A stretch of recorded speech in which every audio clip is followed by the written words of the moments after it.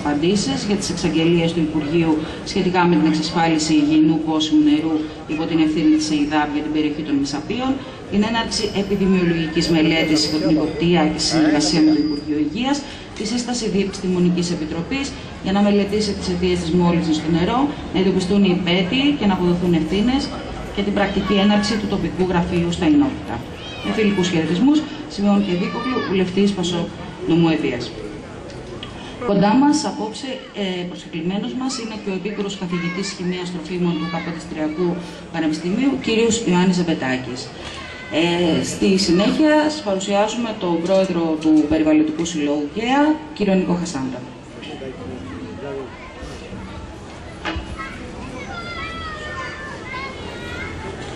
Κυρίες και κύριοι, σας καλωσορίζω και εγώ από την πλευρά μου, εκ μέρους του Διοικητικού Συμβουλίου του Συλλόγου ΚΕΑ, που είναι εδώ, είμαστε όλοι εδώ, αντιπρόεδρος ο κύριος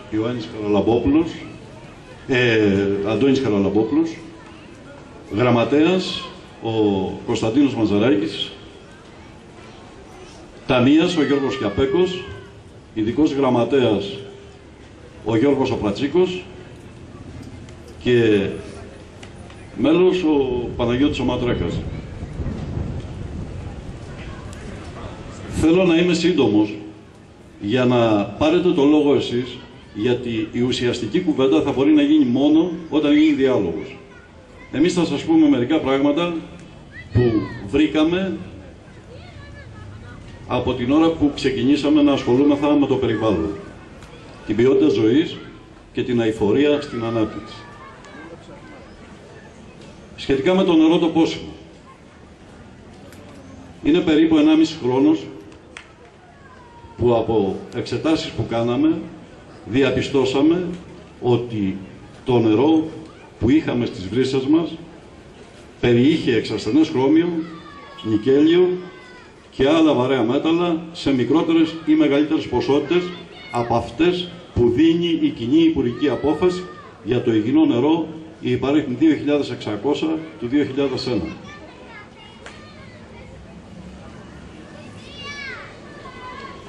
Από την πρώτη στιγμή δεν βγάλαμε τίποτα προς τα έξω, δεν είπαμε τίποτα προς τα έξω, ενημερώσαμε τους αρμόδιους, την τοπική αυτοδιοίκηση πρώτου και δεύτερου βαθμού,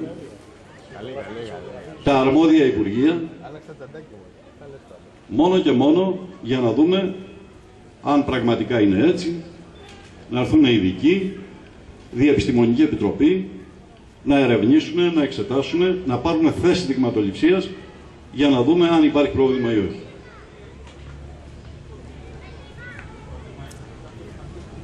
Οι υπηρεσίες της νομαρχιακής αυτοδιοίκησης και κυρίως η διεύθυνση περιβάλλοντος προς τιμή της προχώρησε πολύ γρήγορα τις διαδικασίες και το πρώτο κλιμάκιο με εντολή της νομαρχίας ήρθε στην περιοχή μας το Μάιο του 2009.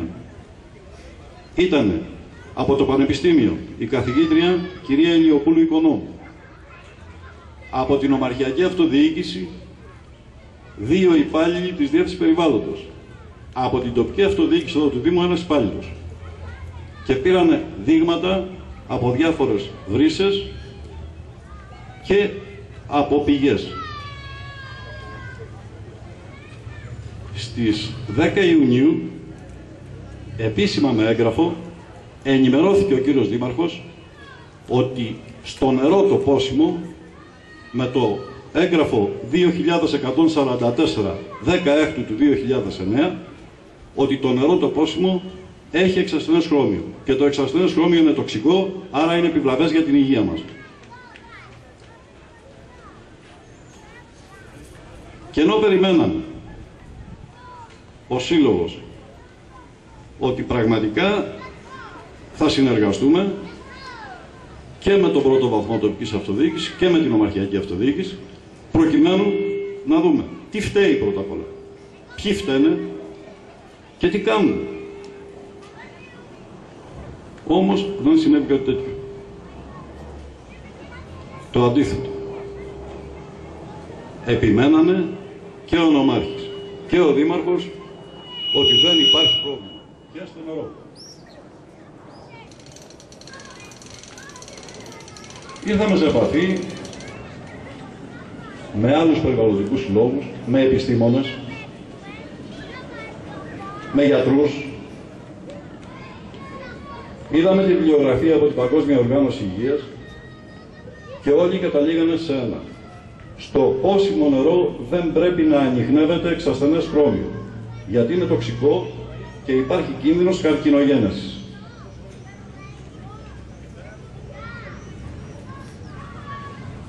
Τελικά, τον Ιούλιο, προς το τέλος Ιουλίου, μετά από εντολή της τοπικής αυτοδιοίκησης, το ΙΓΜΕ έκανε έρευνα στο πόσιμο νερό. Και επειδή ήδη ήταν καλοκαίρι, οι ανιχνεύσεις εξ ασθενούς χρωμίου ήταν πολύ υψηλότερες από αυτές που είχαν βρεθεί το Μάιο από την καθηγήτρια την κυρία Οικονόμου Ηλιοπούλου.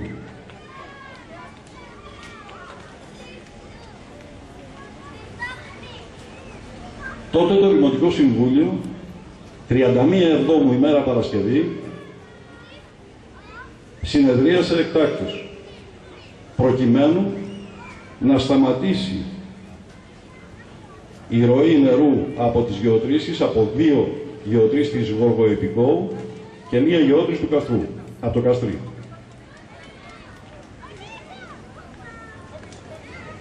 Και αμέσως εμφανίστηκε το φαινόμενο της λειψιδρίας.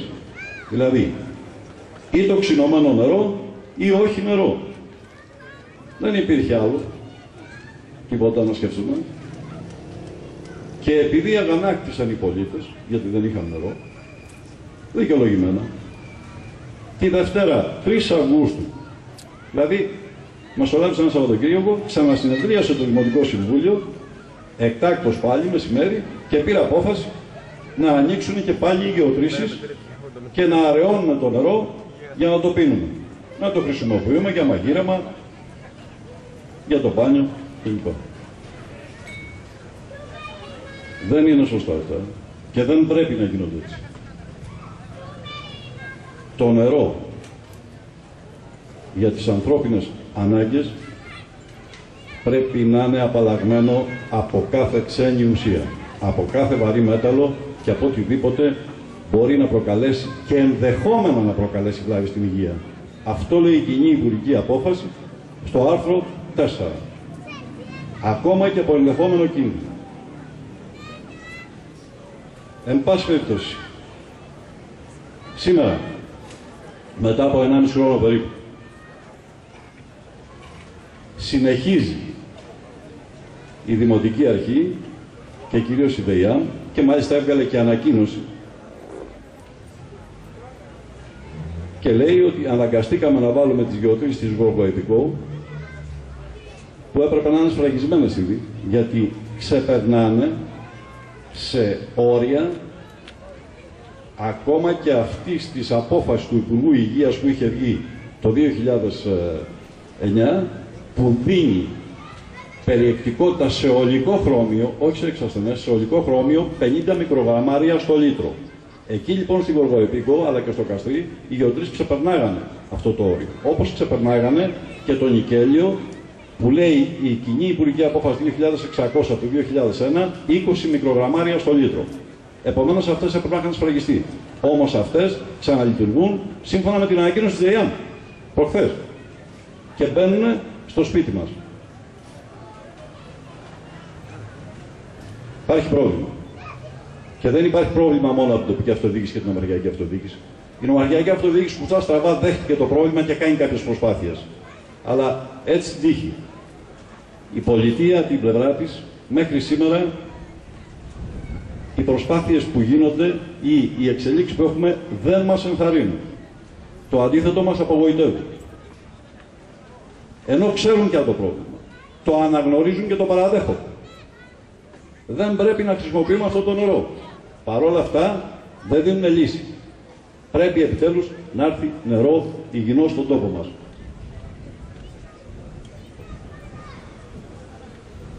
Πρόσφατα, την Κυριακή που μας πέρασε δηλαδή, ήταν και ειδική γραμματέας του Υπουργείου Περιβάλλοντος και Κλιματικής Αλλαγής και παραδέχτηκε ότι υπάρχει πρόβλημα και παραδέχτηκε ότι σύντομα ο Υπουργός θα εξαγγείλει μέτρα.